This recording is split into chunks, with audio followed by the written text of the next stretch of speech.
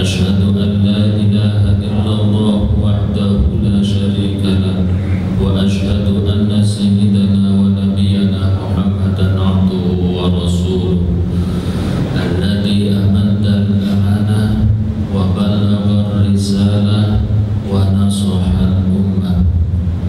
اللهم صل وسلم على عبدك ورسولك سيدنا محمد وعلى آله الطيبين الطاهرين وأصحابه الأكرمين المنتجبين. رب اشرح لي صدري ويسر لي أمري واحلل عقدة من لساني يفقهوا قولي. سبحانك لا علم لنا إلا ما علمتنا إنك أنت العليم الحكيم. أما بعد. Jemaah kaum muslimin Masjid Al-Hidayah yang dimuliakan oleh Allah, seusai kita melaksanakan sholat zuhur bersama, sebagaimana biasa di masjid ini diadakan renungan bersama, agar kiranya renungan ini dapat membuahkan kesadaran bagi diri kita masing-masing. Dengan kesadaran itu kita akan mengaktualisasikan seluruh potensi yang kita punya untuk meraih hidayah, untuk meraih karunia, meraih ampunan, meraih keridhaan dan surganya Allah Subhanahu wa Ta'ala. Mudah-mudahan kita yang hadir di sini, di tengah-tengah kesibukan kita, di tengah-tengah schedule kita yang padat, lalu dapat mengalokasikan sedikit waktu untuk sekedar duduk bersimpuh bertafakur di tempat yang mulia ini bersama-sama kita. Mudah-mudahan Allah menghargai, Allah membeli, lalu Allah menurunkan kecintaan di dalam hati sanubarinya, sehingga nantinya waktu yang tersisa dalam kehidupan kita ini mampu kita protek untuk membuahkan keridhaan dari Allah semata-mata. Amin ya rabbal alamin.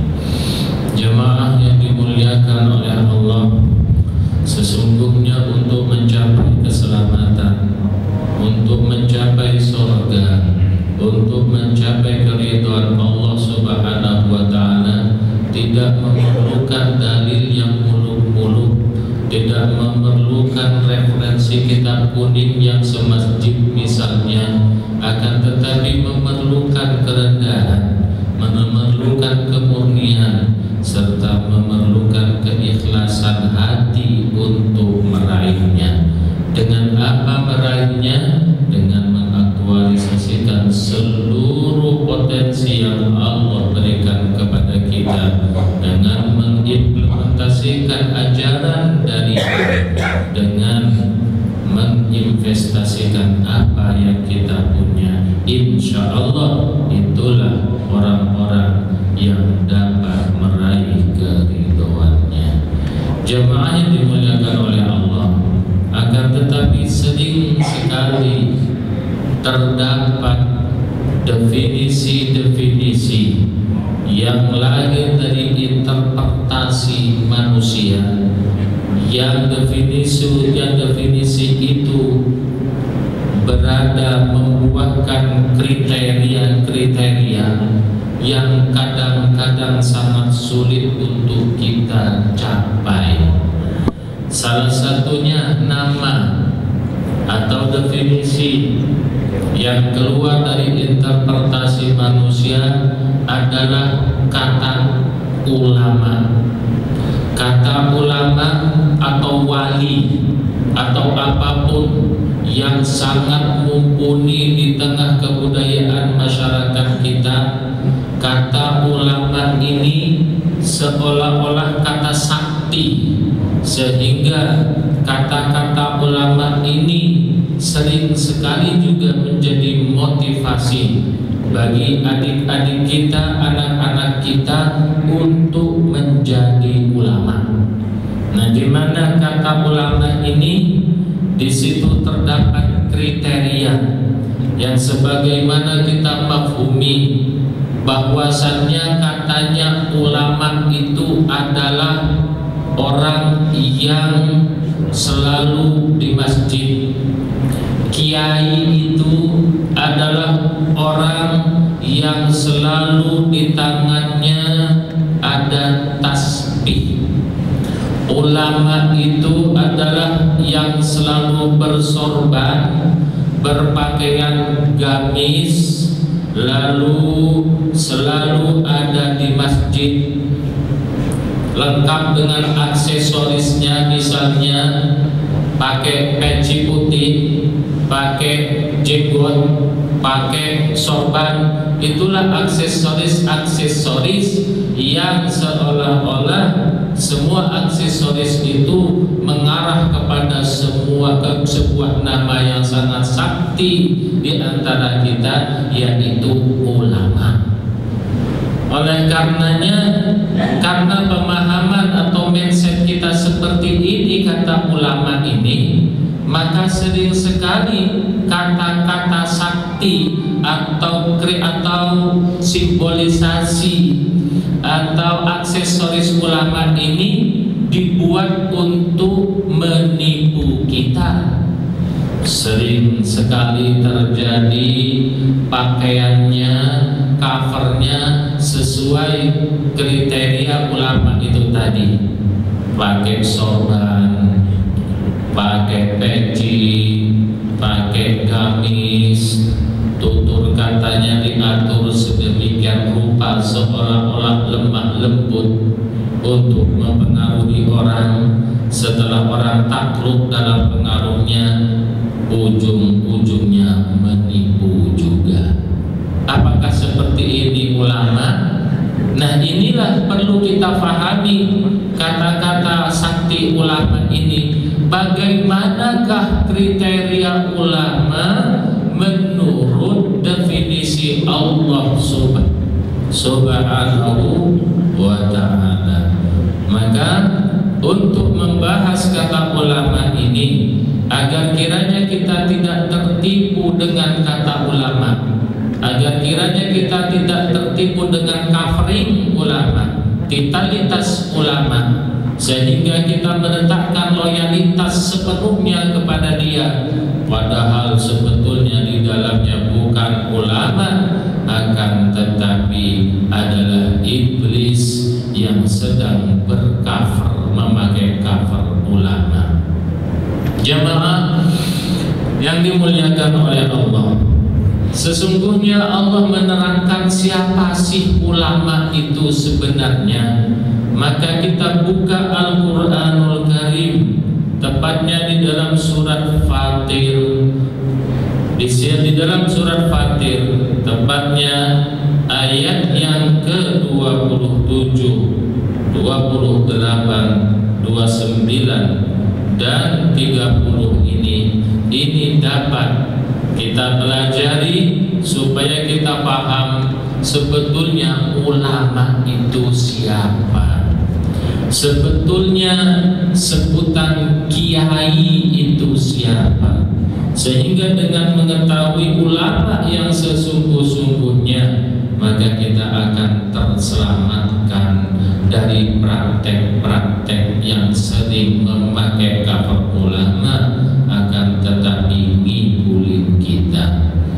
Di dalam surat Fatir ayat 27, Allah menegaskan, A'udzu billahi minasyaitonir rajim.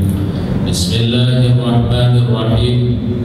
Alam tara annallaha anzala minas samai ma'a.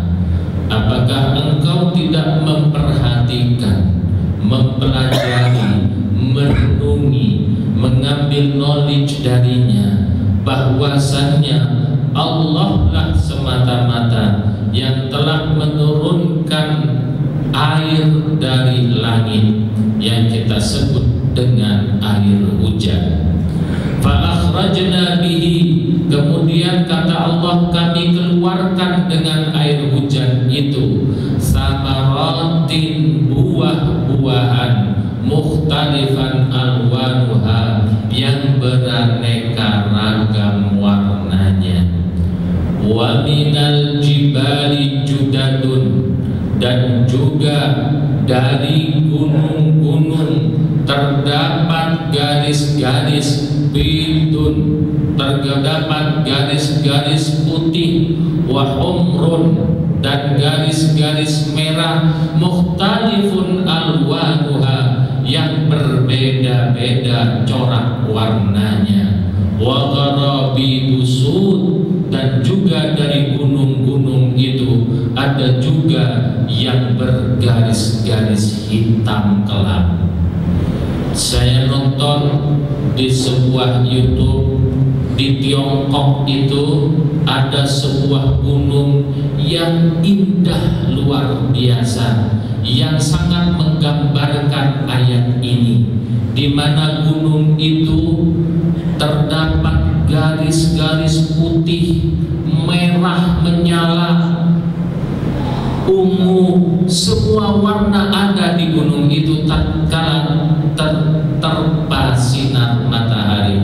Kata sang ilmuwan, kenapa gunung itu bercorak warna yang sangat indah itu diakibatkan pasir yang terdapat di gunung itu. Dan sebetulnya kalau diperhatikan, bukan sekedar gunung di Tiongkok ini saja, tetapi tatkala kita dekati gunung-gunung itu mengandung beraneka macam warna, termasuk kapurnya, termasuk asapnya, termasuk awan yang selalu menyelimuti, menggelayuti, dan menciptakan corak warna dan garis-garis yang berbeda-beda. Itulah semua merupakan ayat-ayat Allah yang harusnya kita renungi dan teliti, agar kiranya kita betul-betul menjadi manusia yang pintar dan mempersembahkan karya yang bermanfaat. Mari teruskan ayatnya. Wa minan nasi, dan juga tidakkah engkau memperhatikan dari manusia, wad dawabi, dan hewan-hewan ternak, hewan-hewan melata, wal an'ami, dan hewan-hewan ternak, mukhtalifun alwanuhu kadalik, hewan-hewan dan manusia itu juga beraneka ragam corak dan warnanya. Maka di sini Allah menegaskan, innama yakhshallaha min ibadihil ulama, sesungguhnya orang yang takut, yang malu, yang bertakwa kepada Allah dari hamba-hambanya, itulah ulama. Innallaha azizun ghafur, sesungguhnya Allah adalah zat yang aziz, yang mulia, ghafur, dan zat yang maha pengampun. Di sini menerangkan dengan serentetan sebuah peristiwa alam yang bercorak warna, di mana di gunung-gunung, di awan yang meneteskan hujan, lalu di gunung-gunung itu terdapat garis-garis merah, putih, dan hitam, dan juga membicarakan tentang manusia, hewan-hewan dan hewan ternak yang juga beraneka ragam corak warnanya. Sesungguhnya orang yang takut kepada Allah dari hamba-hambanya, itulah ulama. Jamaah yang dimuliakan oleh Allah, kalau tadi definisi seorang ulama itu yang hanya berpeci putih, memakai sorban, pakai gamis, lalu apa hubungannya dengan gunung-gunung ini? Kalau seorang ulama itu yang hanya nenteng tasbih saja, duduk bersimpuh sholat saja di masjid, lalu apa hubungannya dengan corak warna manusia, corak warna tumbuh-tumbuhan, corak warna yang terdapat di gunung-gunung, lalu corak warna yang terdapat di awan sehingga menghasilkan hujan? Ini tidak konteks, ini tidak ada korelasinya. Tatkala sebuah definisi atau nama ulama itu hanya berada di masjid, tatkala ulama itu hanya sorban. Tatkala ulama itu hanya pekerjaannya memutar tasbih saja, bukan demikian yang dikatakan oleh Allah tentang ulama itu. Tetapi dari ayat ini dapat kita simpulkan sesungguhnya seorang ulama itu bisa terdiri dari siapapun dia. Tidak penting covering, tidak penting titelitas, tidak penting sebutan profesor, doktor, akan tetapi seorang ulama yang betul-betul ulama itu adalah betul-betul seorang yang bekerja secara totalitas, betul-betul seorang yang meneliti dengan kapasiti keilmuannya, dimanapun apapun keilmuannya. Lalu dia betul-betul totalitas untuk meneliti, mencatat, menghasilkan karya yang fenomenal, yang bermanfaat bagi umat manusia, yang memudahkan kehidupan umat manusia. Lalu karyanya itu betul-betul dilandasi takut kepada Allah Subhanahu wa Ta'ala, mempersembahkan semua karyanya untuk kehidupan manusia, untuk membantu manusia agar kiranya manusia itu secara umum mudah menemukan apa yang dicita-citakan. Maka itulah sebetulnya ulama. Maka bisa saja ulama itu adalah orang di kampung yang setiap hari memegang cangkul, yang setiap pagi dia pergi ke kebun, lalu di kebun itu dia mencangkul, bekerja dengan semaksimal mungkin, mengolah tanahnya Allah, lalu menanami tumbuh-tumbuhan yang dapat bermanfaat untuk umat manusia.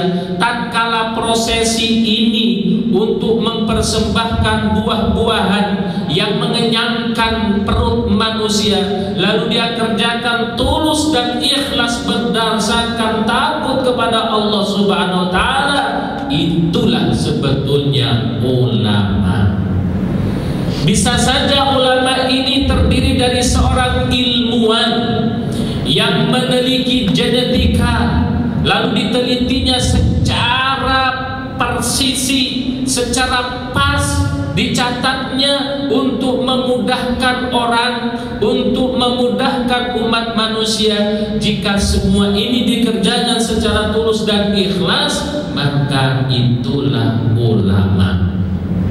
Bisa saja ulama itu adalah dari seorang peneliti tumbuh-tumbuhan yang mengawinkan antara gen yang satu dengan gen yang lainnya, sehingga menciptakan bibit unggul.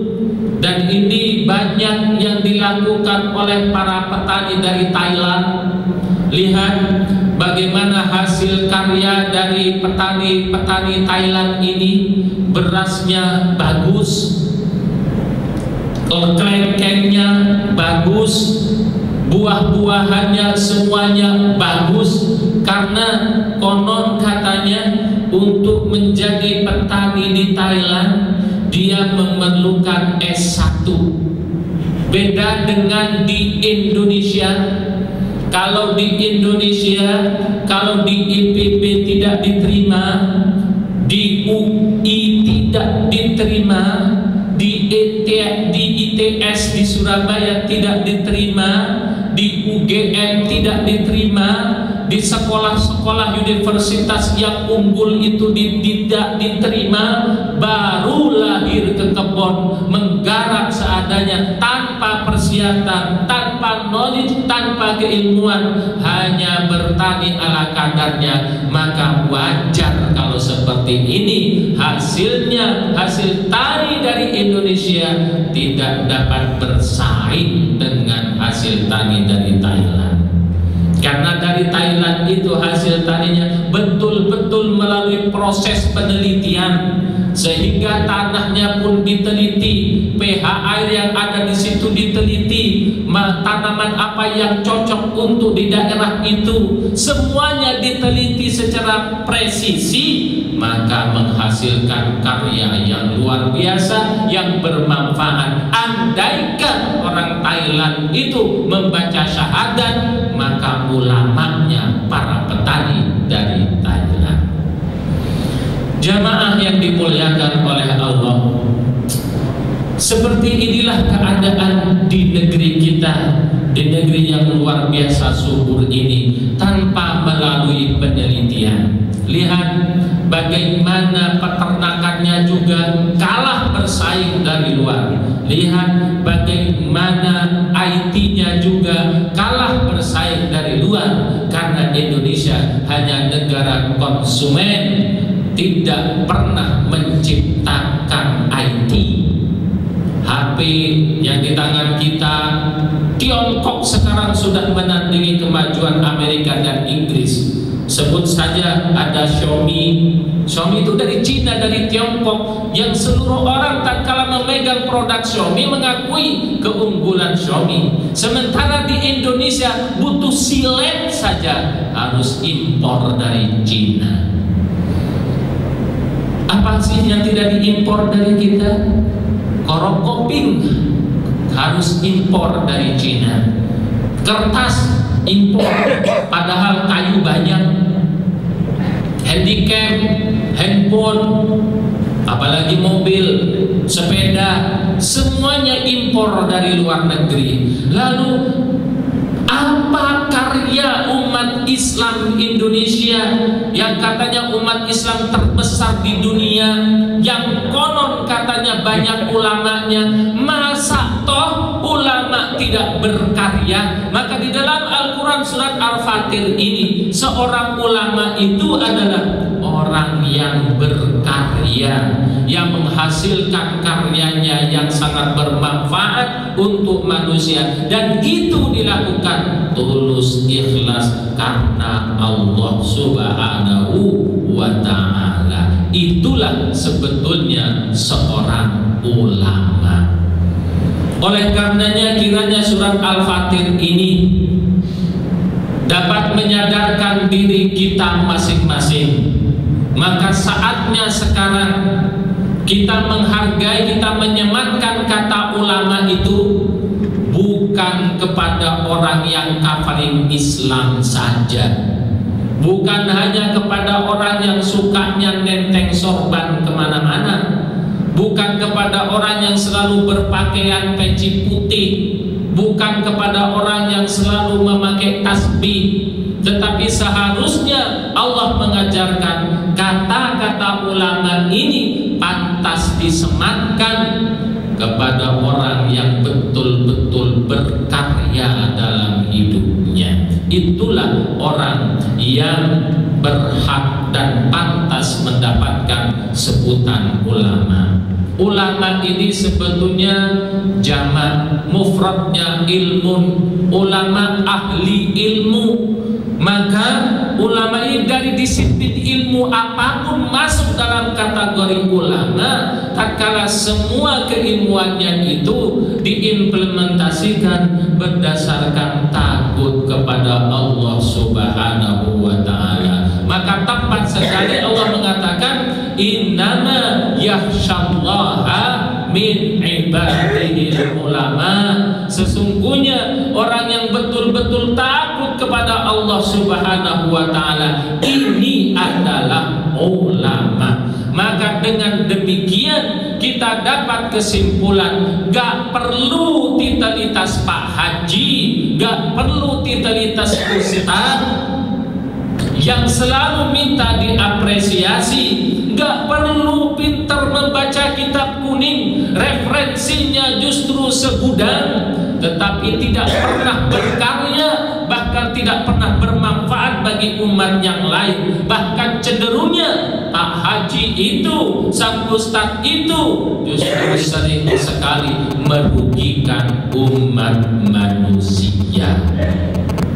Lihat berapa banyak Pak Haji, berapa banyak titel sematan Ustadz, berapa banyak kiai yang justru berkolaborasi dengan maling, bikin rapat-rapat siluman, bikin budgeting siluman, bikin tanda-tanda tangan siluman, maling berjamaah, maling APBN, maling APBD.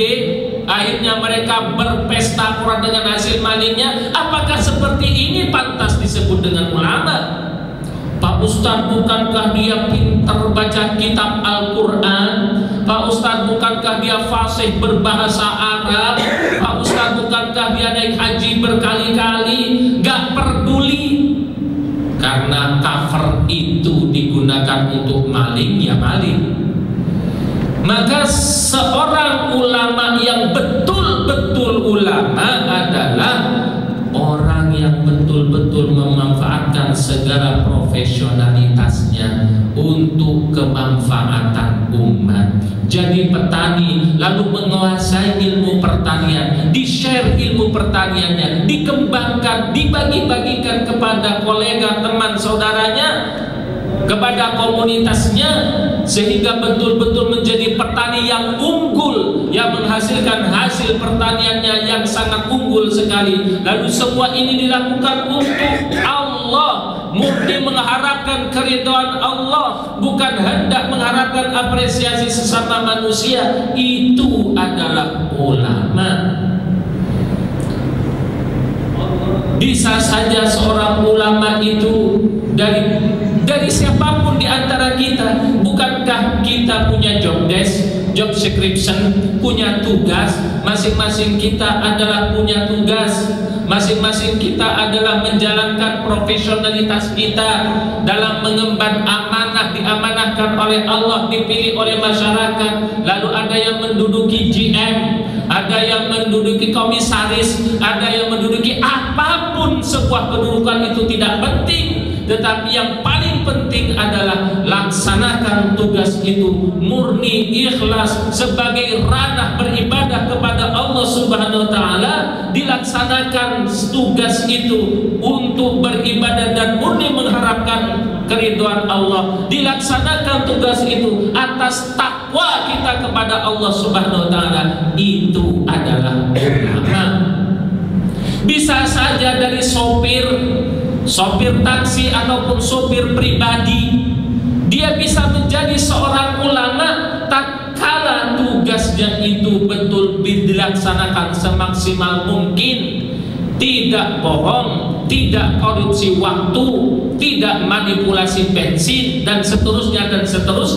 Betul-betul tugasnya dibuat ranah beribadah kepada Allah, maka sopir itu bisa jadi ulama. Buat apa sebutan kiai kalau merugikan orang?